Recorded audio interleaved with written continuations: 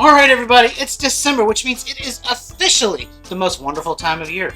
And guys, because of this, starting today and over the next 2 weeks, I'm going to be showing you how to elevate your holiday food game. And I'm not just talking about what to bring to the table on the big day. I'm talking about some outside-the-box comfort foods that you can use to share some love and warm your family up this holiday season. And today we're starting with Christmas dinner. And guys, one of the most popular alternatives to a traditional Christmas dinner is a lasagna. I know a lot of people that do lasagnas for Christmas, and it's a very, gate-kept tradition, which is fine. So today, no, we're not going for another lasagna, guys. We've already done 2 lasagnas on this channel, and to do another one would be boring. And this is not the time of year to be boring. I want to show you guys how to make a Greek lasagna. All right, look. I know you guys might think this is a little daunting, but this is something called a pastitsio. I think the correct pronunciation is pasticcio. Greek fam, if I have any on here, let me know how I did with that. So basically, this is a lasagna that has been elevated to the heights of Mount Olympus using Greek herbs and spices. And guys, don't be daunted by this because it's different. There's some different ingredients. If you can make a lasagna, you can make a pasticcio. Especially if you can make a lasagna bolognese. This is basically a Greek bolognese, alright? So if you can follow the steps, you can do this. I'm going to show you a real simple way to do it, so let's get cooking. And the first order of business is starting our meat sauce. So the first thing in is going to be 1 large sweet onion that I've shredded on a box grater directly into some hot olive oil. Then we're going to give it a couple of really generous pinches of kosher salt to help draw out some of that moisture. We're going to dial back that heat a little bit. We're going to be at a medium-high heat. And then we're going to let these guys sweat off for about 10 minutes. And guys, you could start off with your protein first. I've seen a lot of people do it that way. This is just easier for me, and pretty much everyone does it their own way. So do what's easier for you. And after 10 minutes, you can see that these onions have clearly dried up and they're looking beautiful. Then we're going to add in 2 teaspoons or 2 cloves of minced garlic, and we're going to let that sweat off together with the onions for about 45 seconds or until they're fragrant. Now you guys see what I mean about this being a lasagna sort of thing. We do the exact same thing with lasagna. So I figured doing it this way is just going to be easier for everyone that does not know how to make this. And now that our onions and garlic are beautifully fragrant, we're going to bump up that heat just a hair, add a nice splash of extra virgin olive oil to the bottom of the pot, because the next thing in is the protein. And this is a 2 1/4 pound package of 80/20 ground beef, and following that up is a 1.5 pounds of a lean ground pork. This is a large batch that's going to last a few days. You can always adjust this to the amount that you're going to make. And since there's so much meat in the pot right now, I'm going to wait until these proteins break down a little bit more before I start to season them to ensure that we get a good layer of flavor on. Now guys, also important to note, you can make this with just beef, just pork, or even lamb, or beef and lamb. Every recipe is different. So after a few minutes, these proteins have started to break down and come together really well. And before this browns too much, we're going to go ahead and hit it up with a nice pinch of kosher salt. Don't be shy here. There's a lot of protein in this pot and it can handle it. And of course, we're going to be following that up with a generous round of freshly cracked black pepper. And we're going to combine all this together and continue cooking this until it is completely done and browned. And after a few minutes, our meat mixture is thoroughly cooked, and if you think this is where it ends, you're wrong. If your meat looks like this, you are not getting into the gates of Olympus. Zeus specifically does not approve of gray meat. So what you just saw me do was drain the pot of all the excess fat and liquid and then put it back onto a high heat. We really have to deeply brown this. We need to put the, oh my, back into my yard. So basically we're going to be cooking this beef in its own fat until we start to see crispy bits start to form and we're deeply brown. Now after 10 minutes, I did not get the crispiness I was looking for, but we do have some serious fond at the bottom of the pot, so we got some good flavors going on. So now goes in our tomato paste. This is just some good old Cinto San Marzano concentrated tomato paste, and that was just 3 tablespoons going in. And then we're going to make sure we get all of our nice meat covered with this tomato paste, and then we are going to caramelize it in the fat from all that meat. And what that's going to do is it's going to bring some serious richness, depth of flavor, and umami to the forefront of this. So this happened in about maybe 45 seconds to a minute tops. You'll know when that tomato smell starts getting sweeter. And once we've done that, we're going to go ahead and add in a 1/2 cup of red wine, any red wine of your choice. And then we're going to let it reduce off until all the alcohol is out of the equation and the smell changes. And that for me happened really quickly because there was not a lot of liquid in the pan. I want to say for me, this happened in under 10 minutes. And once we've gotten our wine reduced, we're going to go ahead and hit it up with a 28-ounce can of San Marzano tomatoes that I've crushed by hand, and want to get that stirred in. Now guys, you do remember at the beginning of the video where I said this was elevated with Greek herbs and spices. Trust me, I didn't forget about that. In fact, let's go ahead and show you what these are. Let's go Greek. So we're going to start off by adding in 1 teaspoon of dried oregano, followed up by 1 teaspoon of dried thyme leaves. And this is where things get a little weird. We're going to be following this up with half a teaspoon of ground nutmeg. Yes, I said nutmeg. Now for most Americans, this is a dessert spice, a pie spice, but it belongs in the profile here. And then we're going to add in 1 tablespoon of dried parsley. If you guys are using the real stuff, I would go for about 2 tablespoons, but my fresh parsley went bad. Thank you for the wonderful produce, Walmart. So we're going to add in those beautiful spices directly into our meat sauce and get that very well combined. Now guys, there are a lot of video recipes on Pastitsio that use both clove and allspice in the meat sauce. You can definitely do that if you want. But what I've found is, and I've watched about 8 to 10 videos on Pastitsio before, creating my own recipe. All of them are different and they depend on family traditions and what part of Greece you're from, so knock yourself out. This is just the main flavor profile in any of those videos. And moving on, we're just going to add in 1 cup of water or beef stock. I would really prefer to use beef stock here, but I did not have any on hand. And then the final touch for the herbs and spices department, we're going to fully submerge 2 bay leaves and 1 cinnamon stick. Every Greek cook or chef I've seen make this says you cannot have Pastitsio without bay leaves, and I'm not one to argue with them. So I'm going to drop them in and say, Opa! And after this, all we're going to do is reduce the heat down to medium and let this simmer covered for 45 minutes. We need to develop flavor here. And after 45 minutes, you can definitely see a change in the sauce. So we're simply going to remove our good friends cinnamon and bay leaf and give it a quick stir. Now that being said, it was looking a little soupy. So for the last 15 minutes, I let this thing simmer with the lid off. So all we're going to do now is put it on the back burner, literally, on a low heat and get started working with the rest of our components for the Pastitsio. And just like its Italian counterpart, the Bolognese, there is a bechamel involved, so we're going to melt down 1 stick of butter in typical fashion. Also keep in mind my pasta water is also going. And once our butter is completely melted down, we're going to hit it up with a half a cup of all-purpose flour, and then we're going to stir it up and toast it for about 2 minutes. Guys, we know what this is. This is a roux. Honestly, I think we do like a roux or a bechamel every other episode, so it's kind of a routine by now. And after 2 minutes and that lovely flour has been cooked out, we're going to go ahead and slowly add in 2 cups of milk, your preference. And we're going to do this in batches, making sure that all of our beautiful roux is thoroughly hydrated. And guys, as the pan temp drops, make sure you bump up your heat gradually. That way it doesn't cool down too much. And after we've added in all of our beautiful milk, we're going to hit it up with some flavor. First off, we're going to go in with 1 teaspoon of kosher salt, half a teaspoon of white pepper, and again, reprising its role, a half a teaspoon of nutmeg. Guys, this is one of the main ingredients and flavors in Greek cooking. Also, sometimes in Italian cooking, you can find nutmeg in a bechamel. So we're going to stir this to combine, and while I'm stirring this up, I'm noticing this is getting a little too thick.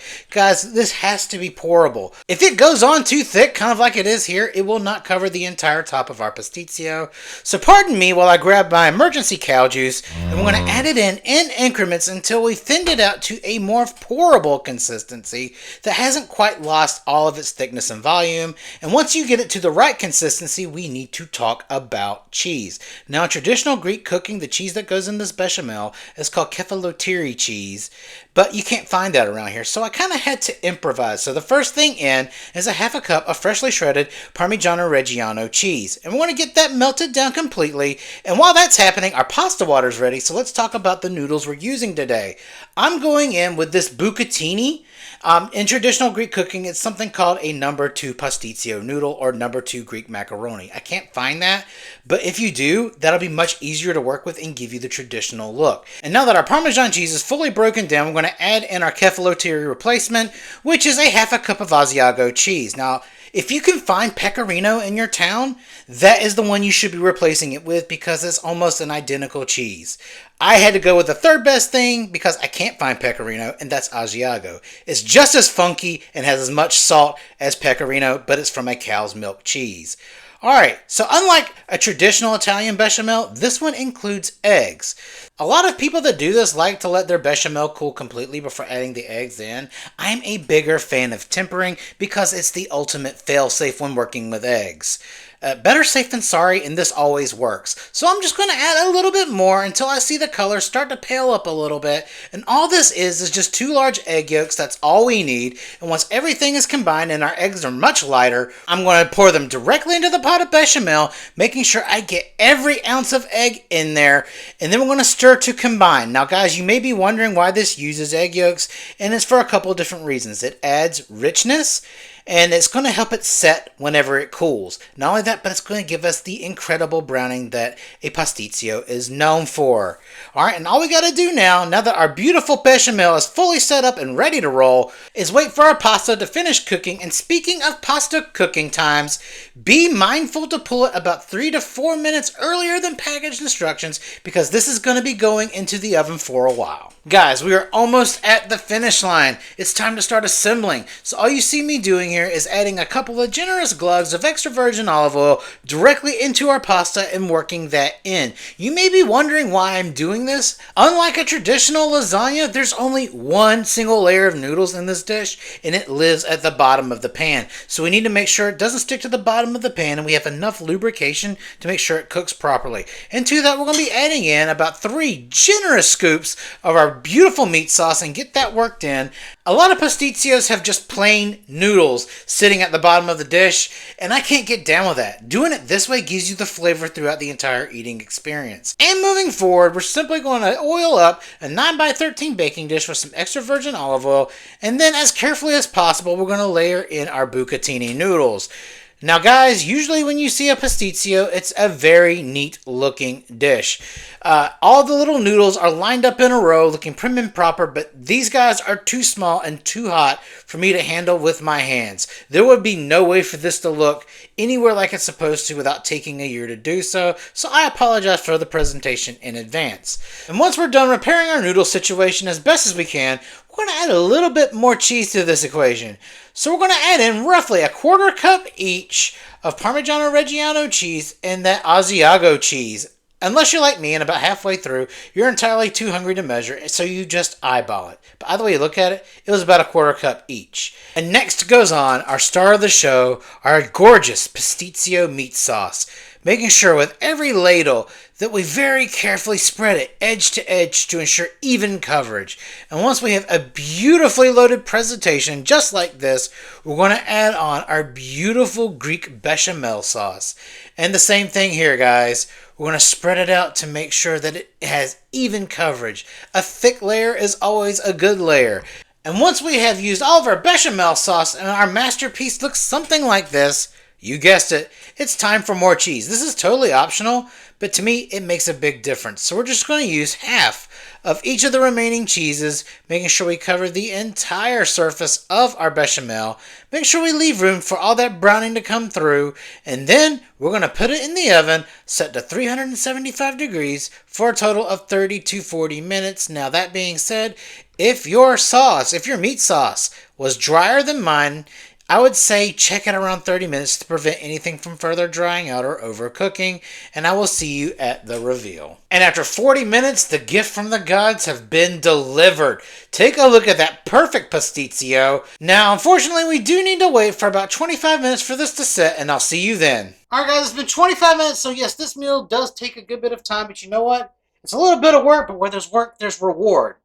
Unless we just screwed this completely up, but we're not going to do that.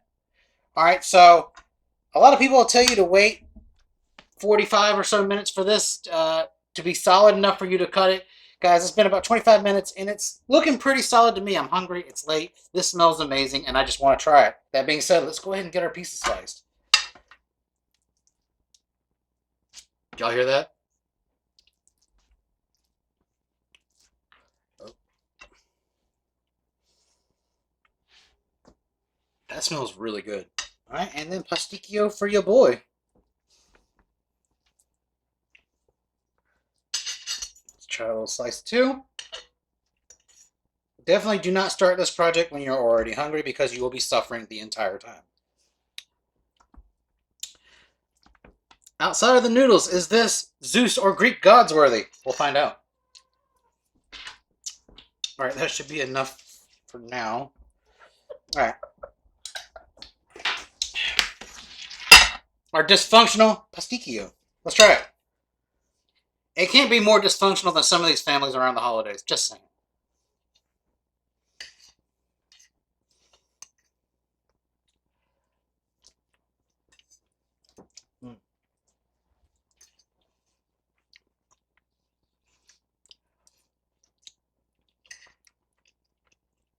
Oh, that's nice.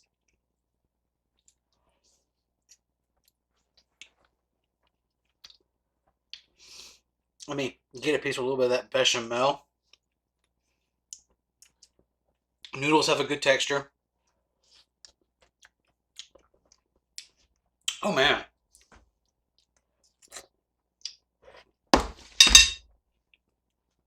Alright, so look. This is amazing.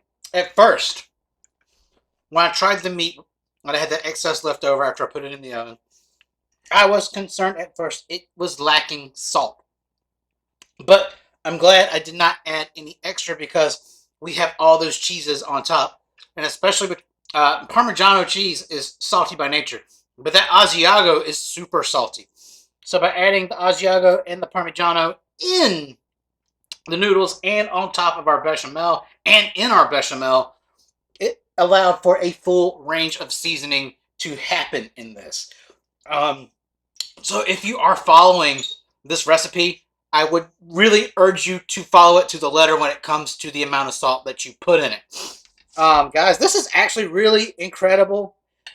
It's just such a different flavor than what you're used to, but it's not a bad flavor. Different is almost never bad. Impress your guests, your family, or even if you're cooking for yourself, just do it. Christmas in this time of year is too special to be boring.